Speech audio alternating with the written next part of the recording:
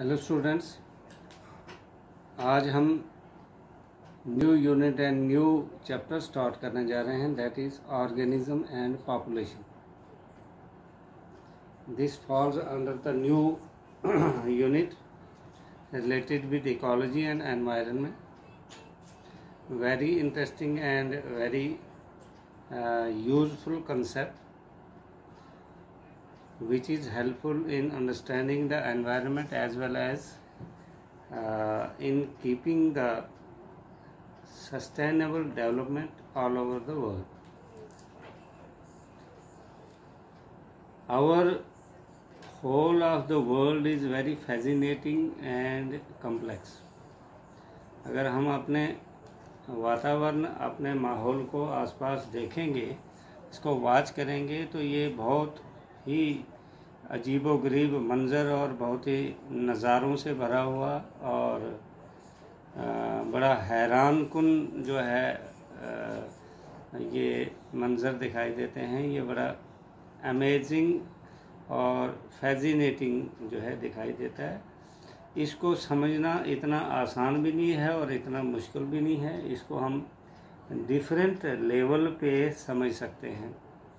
जैसे कि macro molecules level पे हम इसको अंडरस्टैंड कर सकते हैं, सेल्यूलर लेवल पे अंडरस्टैंड कर सकते हैं, टिश्यू लेवल पे अंडरस्टैंड कर सकते हैं, ऑर्गन लेवल पे अंडरस्टैंड कर सकते हैं, और सिस्टम लेवल है, इंडिविजुअल लेवल है, पॉपुलेशन लेवल पे अंडरस्टैंड कर सकते हैं, कम्युनिटी लेवल पे अंडरस्टैंड कर सकते हैं, और कम्युनिटी के बाद इकोसिस्टम और बायोम लेवल पे अंडरस्टैंड कर सकते हैं, और लार्जली बायोस्फीयर लेवल पे अंडरस्टैंड कर सकते हैं.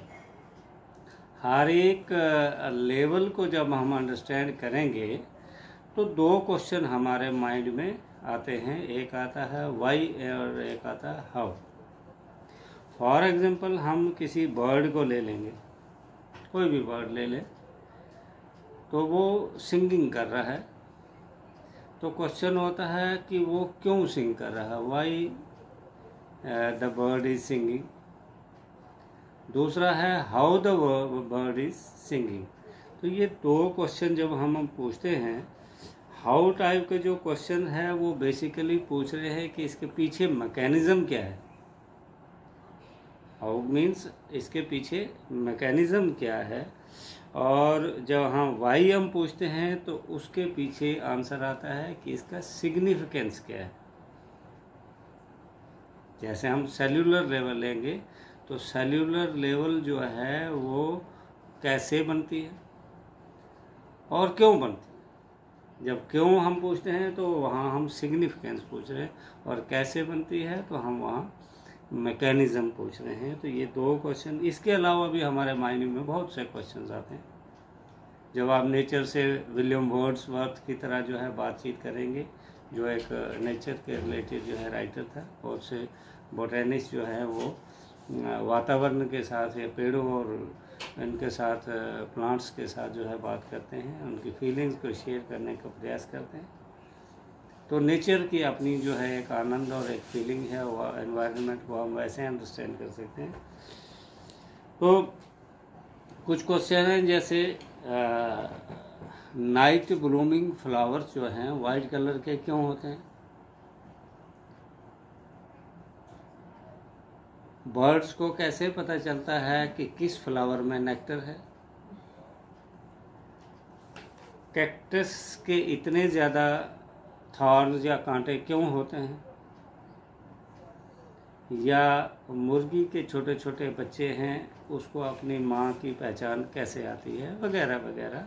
आप बहुत से क्वेश्चंस हैं, इनको वाई एंड हाउ जब करेंगे, इनका आंसर ढूंढने की कोशिश करेंगे, तो आपको अराउंड द वर्ल्ड जो है अंडरस्टैंड करने का आसानी हो जाएगी. आपने ऑलरेडी प्रीवियस सब्जेक्ट में मैट्रिक लेवल में भी पढ़ा होगा, 10th लेवल 11th में भी, what is ecology. Basically ecology is a subject which studies the interaction among organism and between the organism and its physical environment. हमारे एनवायरनमेंट में human beings भी हैं, वाइल्ड एनिमल्स भी हैं, प्लांट्स भी हैं, छोटे प्लांट्स भी हैं, बड़े प्लांट्स में ऑर्गेनिज्म और ऑर्गेनिज्म के बीच में भी इंटरेक्शन होता है। लिविंग ऑर्गेनिज्म और नॉन लिविंग के बीच में भी इंटरेक्शन होता है। इसी इंटरेक्शन को समझने के लिए एक न्यू कंसेप्ट आ गया, that is ecology. So ecology is a branch of science, is और you can say ecology is a subject which deals with the study of interaction among the organism as well as interaction with the abiotic environment, that is non-living environment, just like light, temperature, soil, etc. So ecology is the branch of science that deals with the relationship between organism and environment। एक organism और environment के बीच में क्या relationship है, इसको हम ecology कहते हैं।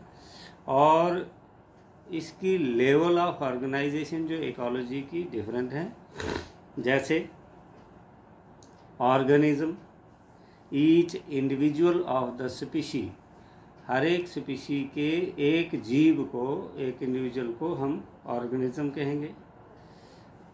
एक ही स्पीशी के ऑर्गेनिज्म को हम कलेक्टिवली पॉपुलेशन कहेंगे। और human population, plant population, animal population, different population जब क्लब हो जाती हैं तो बनता है कम्युनिटी। कम्युनिटीज जब ग्रुप करेंगी तो बनता है बायोम्स। बायोम्स 3 ही होते हैं, aquatic biome, terrestrial biome, aerial biome. ये तीनों बायोम आपस में मिलते हैं तो लार्जेस्ट लेवल ऑफ ऑर्गेनाइजेशन बन जाती है, दैट इज बायोस्फीयर। हमने इंडिविजुअल तक किया, ऑर्गेनिज्म से शुरू किया, ऑर्गेनिज्म से नीचे भी लेवल्स होती हैं। अगर कोई ऑर्गेनिज्म ले लेंगे तो उससे नीचे की लेवल आती है organic system level. Organic system से नीचे आएंगे तो आता है हमारे पास ऑर्गन लेवल। ऑर्गन किससे मिलकर बनता है? टिश्यूज से, तो उससे नीचे की लेवल आती है टिश्यू लेवल। टिश्यू किससे मिलकर बनता है? सेल से मिलकर बनता है, तो बन गया सेल्यूलर लेवल। सेल्स किससे मिलकर बनते हैं? मॉलिक्यूल से, बड़े बड़े मॉलिक्यूल, छोटे छोटे मॉलिक्यूल्स, उनको हम मैक्रो मॉलिक्यूलर लेवल कह सकते हैं। तो स्मॉलेस्ट फंक्शनल यूनिट लेवल जो है वो सेल्यूलर लेवल मानी जाती है, लेकिन molecular level, cellular level, tissue level, organ level, organ system level, then organism और individual level, and population, then community, then biome and then biosphere. अभी तक ये पता नहीं चला है कि अर्थ के अलावा क्या दूसरे किसी प्लेनेट पर भी लिविंग ऑर्गेनिज्म है या नहीं है, इसकी रिसर्च चल रही है। जब ये मालूम हो जाएगा कि अर्थ के अलावा दूसरे किसी प्लेनेट पर या दूसरे किसी हेवनली ऑब्जेक्ट पर लिविंग ऑर्गेनिज्म है तो बायोस्फीयर से ऊपर की लेवल आ जाएगी। अदरवाइज अभी तक जो लार्जेस्ट लेवल ऑफ ऑर्गेनाइजेशन है वो बायोस्फीयर ही मानी जाती है। इकोलॉजी को अंडरस्टैंड करने के लिए जो है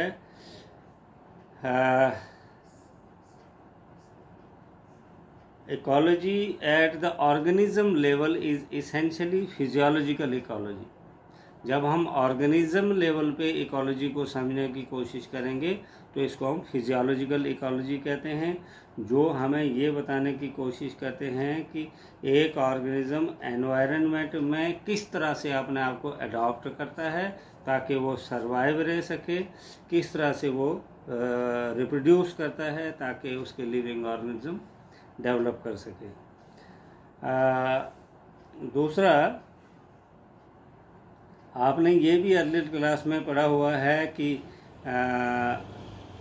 हमारे जो प्लैनेट रिवॉल्व करता है सन के अराउंड और ये अपने एक्सिस पे जो है थोड़ा सा अपने महवर पे बेंड होता है, तो इसकी वजह से टेम्परेचर, और सीजन्स जो बनते हैं, किसी जगह पे टेम्परेचर हाई होता है, किसी जगह पे लो होता है, किसी जगह पे 6 महीने के लिए रात होती है, 6 महीने के लिए दिन होता है, किसी जगह पे वेदर कूल रहती है।